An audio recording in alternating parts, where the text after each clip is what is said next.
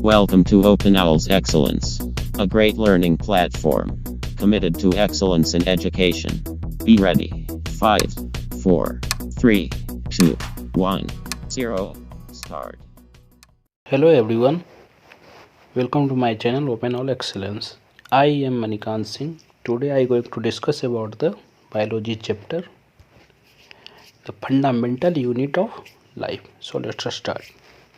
Fundamental unit of life, आखिर ये chapter fundamental unit of life में हम क्या पढ़ेंगे? तो मतलब फंडामेंटल यूनिट ऑफ लाइफ जो है मतलब जीवन की भौतिक इकाई, उसको हिंदी में बोल सकते हैं हम जीवन की भौतिक इकाई।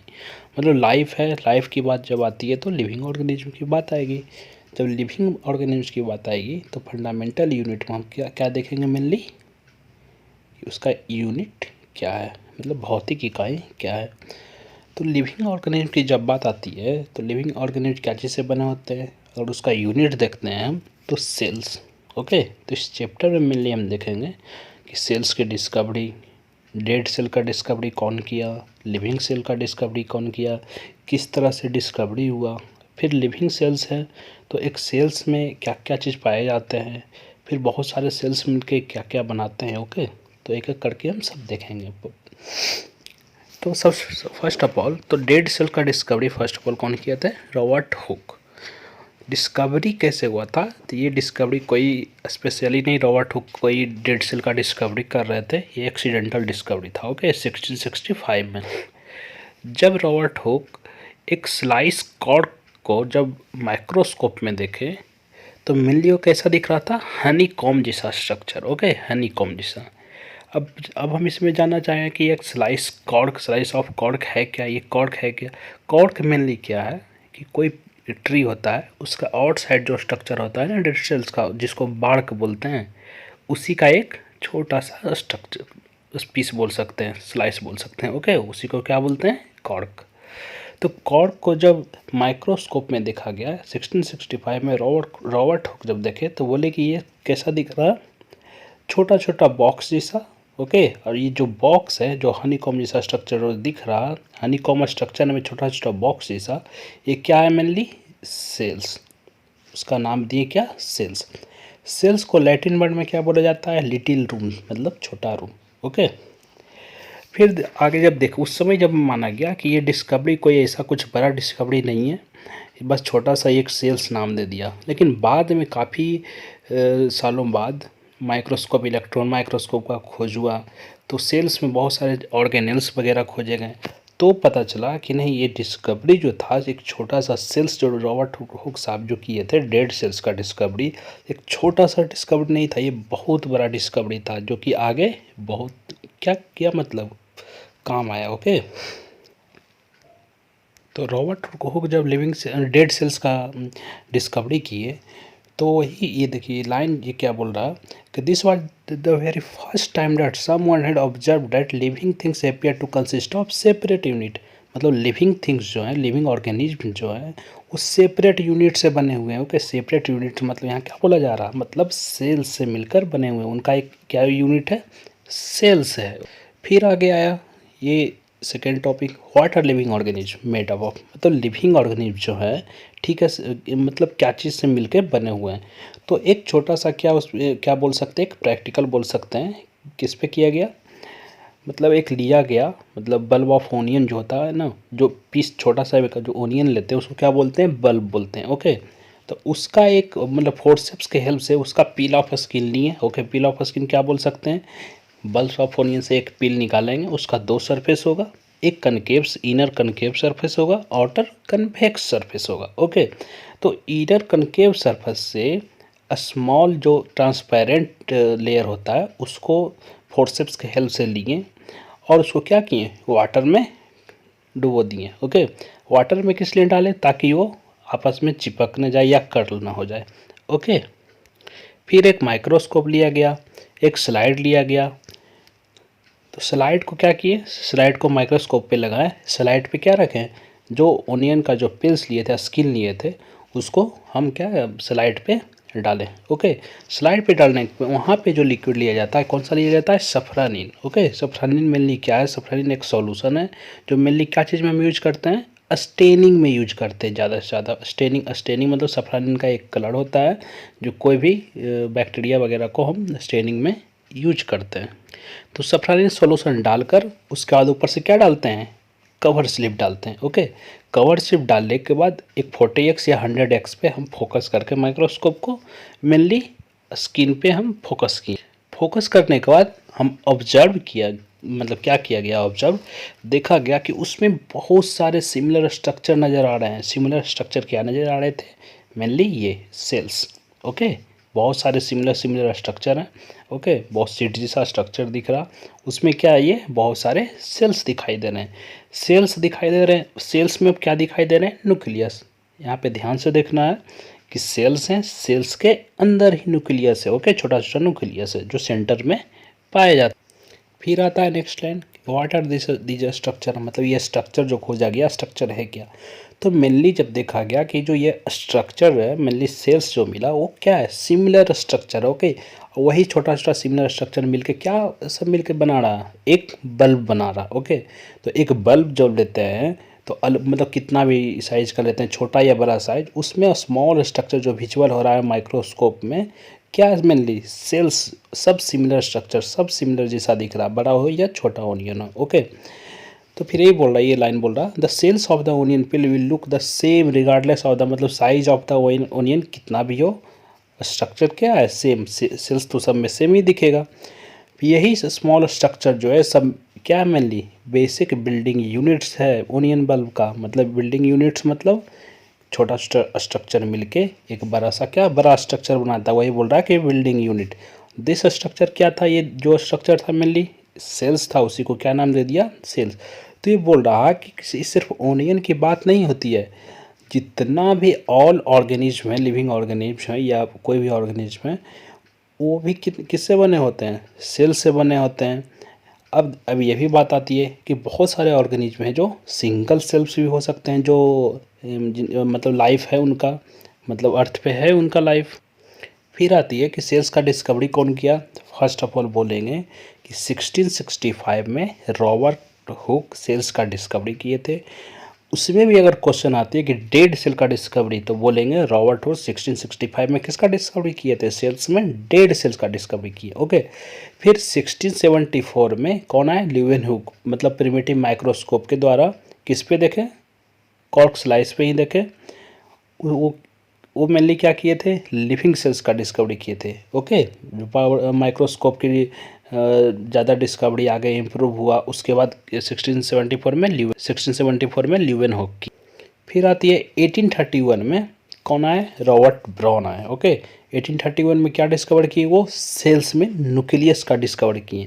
ओके, सेंटर में जो न्यूक्लियस होता है जो मेनली सेल्स का मेटाबॉलिक एक्टिविटी जो कंट्रोल करता है। ओके, फिर आती है 1839 में पुरकिंजी आए। ओके, वो मेनली देखे कि सेल्स में जो फ्लूइड सब्सटेंस है उसका एक नाम दिए। ओके, वो नाम क्या दे दिए, प्रोटोप्लाज्म दिए नाम। ओके, फिर आते हैं 1838 में स्वीडन आए और 1839 में स्वान आए। ओके, ये दोनों मिलकर एक सेल थ्योरी दिए।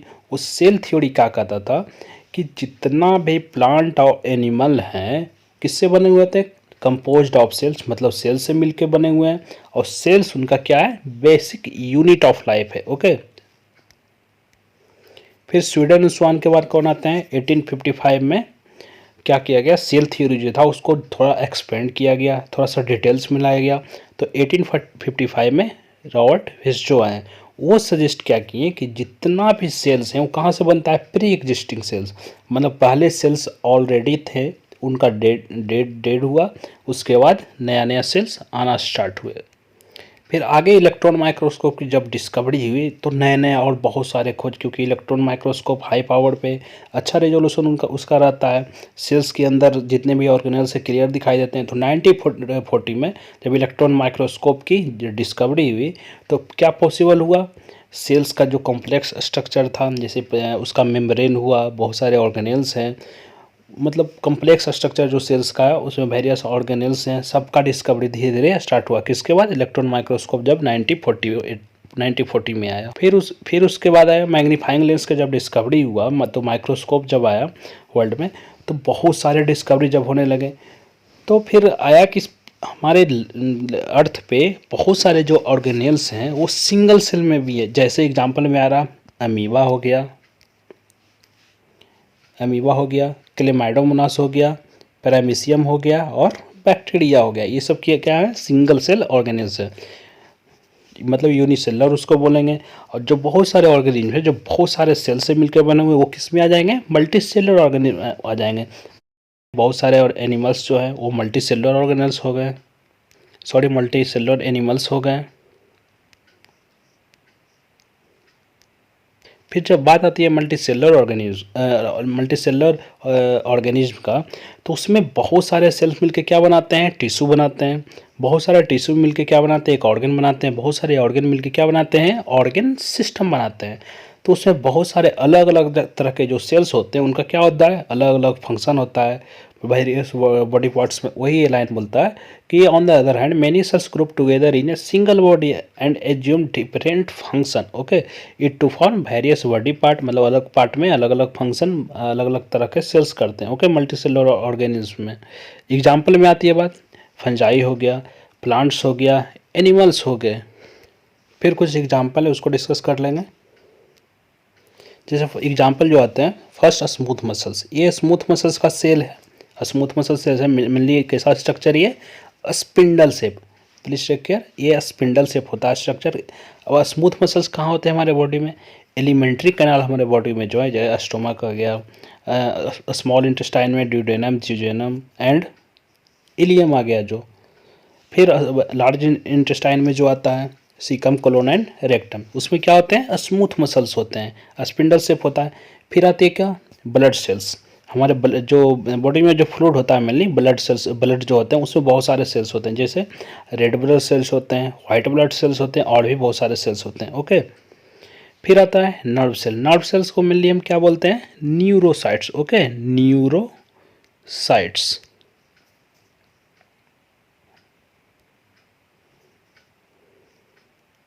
न्यूरोसाइट्स उसको बोलते हैं।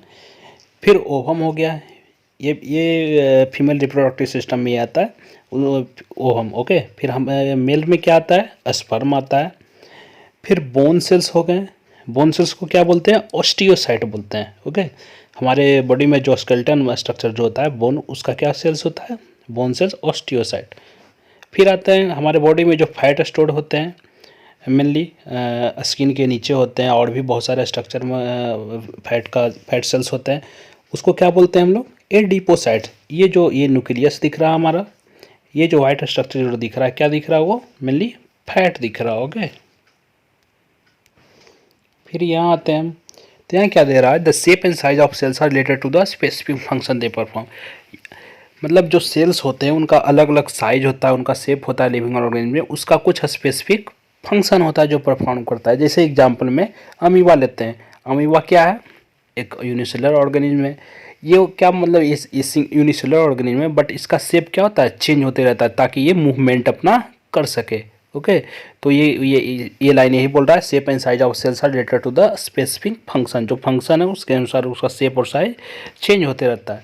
इन some cases the cells shape could be more और लेस फिक्स्ड। जैसे एग्जाम्पल में ले लेते हैं नर्व सेल्स का, जो न्यूरॉन्स हम बोले थे, वो नर्व सेल्स, उसका क्या होता है, शेप फिक्स होता है, एक टिपिकल शेप होता है उसका, ओके। फिर नेक्स्ट हम आते हैं कि each living cells has the capacity to perform certain basic function. मतलब जितना भी लिविंग सेल्स जो होते हैं उसके पास क्या कैपेसिटी होता है, कुछ बेसिक फंक्शन का कैपेसिटी होता है परफॉर्म करने का, ओके। और ये कैरेक्टर क्या है, लिविंग फॉर्म का ये कैरेक्टर है, ओके। जैसे जो लिविंग सेल्स होते हैं उसमें जो ऑर्गेनेल्स होते हैं, जैसे कुछ एग्जाम्पल यहाँ ऑर्गेनेल्स का ले लेते हैं, जैसे माइटोकॉन्ड्रिया हो गया, लाइसोसोम हो गया, एंडोप्लाज्मिक रेटिकुलम हो गया, आगे हम सब पढ़ेंगे गोल्गी अपैरेटस हो गया। तो जितने भी ऑर्गेनेल्स हैं सबका अलग अलग फंक्शन है कोई सेल में, ओके, लिविंग ऑर्गेनिज्म। तो इसी के अकॉर्डिंग हमारे बॉडी में जो बहुत सारे जो बॉडी पार्ट्स होते हैं, ऑर्गेन्स जो होते हैं, उनका अलग अलग काम बटा हुआ रहता है, ओके। तो ये बोलता है this means that different part of human body perform different function. मतलब ह्यूमन बॉडी में जितने भी अलग अलग पार्ट हैं उसमें अलग अलग सेल्स हैं तो अलग अलग फंक्शन करते हैं, ओके। जैसे ह्यूमन हार्ट है, उसका जो क्या काम है, पंप ब्लड को पंप करता है। स्टोमक है, वो क्या करता है, डाइजेस्ट फूड और स्टोर भी करता है फूड को। ओके, अब बोल रहा है क्या कि similarly division of labour is also seen within a single cell. मतलब जो सिंगल सेल्स हैं लिविंग ऑर्गेनिज्म में, उसके पास क्या कैपेसिटी है, डिवीजन ऑफ लेबर। मतलब एक सेल से वो आगे भी डिवाइड करके कोई सेल्स और भी बन सकता है, एक सेल से 2 सेल्स बन सकते हैं, जो माइटोसिस में होता है। तो इसी कारण जो डेड सेल्स होते हैं वो रिप्लेस होते हैं कौन, न्यू सेल्स से। अगर डिवीजन ऑफ लेबर नहीं होगा तो ये चीज़ नहीं हो सकता है। जैसे यूनिसेलुलर ऑर्गेनिज्म में डिवीजन ऑफ लेबर होता है कि जब डेड करते हैं तो एक नया अपना जो ऑफस्प्रिंग होते हैं वो छोड़ कर जाते हैं न्यू सेल्स में। ओके, तो जब सेल्स का बात आता है तो सेल्स में बहुत सारी चीज़ें होते हैं, जैसे प्लाज्मा मेम्ब्रेन। जो सेल्स का जो बाउंड्री होता है किससे घिरा रहता है, एक प्लाज्मा मेम्ब्रेन। मतलब आउटर एटमॉस्फेयर जो होता है किससे रहता है बचा हुआ, प्लाज्मा मेम्ब्रेन से रहता है। और भी फिर सेल ऑर्गेनेल्स आते हैं, माइटोकॉन्ड्रिया, गोल्जी ऑपरेटस, लाइसोसोम, बहुत सारे सेल ऑर्गेनेल, सबको एक एक करके हम पढ़ेंगे।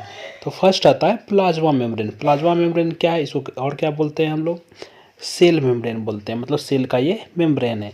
इस सेल मेम्ब्रेन आखिर क्या होता है, इसका कुछ तो फंक्शन भी है सेल में। सेल मेम्ब्रेन मेनली क्या है, एक सेल को आउटर एटमॉस्फेयर से बचा कर रखता है। ओके, और उसका कुछ काम है, जैसे बाहर के सब्सटेंस को अंदर ले जाना, अंदर के सब्सटेंस को बाहर, मतलब एक्सचेंज भी करवाना होगा। ओके, तो ये लाइन क्या बोलता है, plasma membrane allow or permit the entry and exit of some material in and out of the cells। सब मटेरियल मतलब सभी मटेरियल को ये एंट्री परमिट नहीं करता है, कुछ ही मटेरियल को करता है।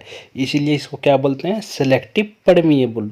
परमिएबल तो है कुछ चीज़ के लिए, और सिलेक्टिव है, मतलब सेलेक्ट कर करके वो क्या करता है, अंदर करता है और बाहर करता है। इसीलिए क्या बोलते हैं प्लाज्मा मेम्ब्रेन को, सिलेक्टिव परमिएबिलिटी। अगर परमिएबिलिटी पे बात आती है तो कुछ कुछ टॉपिक आता है, जैसे फुल्ली परमिएबल, मतलब सभी सॉल्यूट या सॉल्वेंट उससे क्रॉस कर जाते हैं। फिर आता है इम्परमिएबल, मतलब कुछ भी परमिएबल, कुछ भी क्रॉस से नहीं करेगा। फिर आता है सेमी परमिएबल। सेमी परमिएबल में क्या होता है, मेनली सॉल्वेंट क्रॉस करता है, ओके, सॉलिड क्रॉस नहीं करता है। फिर आता है सेलेक्टिव परमिएबल, जो ये प्लाज्मा मेम्ब्रेन होता है। सेलेक्टिव परमिएबल में क्या, कुछ सॉलिड जाएगा, कुछ सॉलिड नहीं जाएगा अंदर या बाहर। फिर ये लाइन आता है, how does the movement of substance take place into the cell. मतलब सब्सटेंस का जो मूवमेंट होता है अंदर से बाहर या बाहर से अंदर, वो कैसे होता है, खुद से तो नहीं चला जाता है वो। तो इसमें मेनली होता है क्या कि प्लाज्मा मेम्ब्रेन में कुछ ट्रांसपोर्टर प्रोटीन होते हैं, ओके, जो फ्लिप फ्लॉप मूवमेंट करते हैं, मतलब बाहर से अंदर, अंदर से बाहर। वो क्या करते हैं मूवमेंट में, बाहर से सब्सटेंस को कैच करते हैं, ओके, कुछ पॉकेट टाइप का बना हुआ होता है जो सब्सटेंस उससे अटैच होते हैं, और फ्लिप फ्लॉप मूवमेंट के द्वारा वो क्या करते हैं, सब्सटेंस को अंदर कर देते हैं। मतलब ट्रांसपोर्ट प्रोटीन के हेल्प से वो क्या करते हैं, सब्सटेंस को अंदर करते हैं। जैसे कुछ प्रोटीन्स का नाम लेते हैं हम, जैसे पोरिन्स होता है, ओके।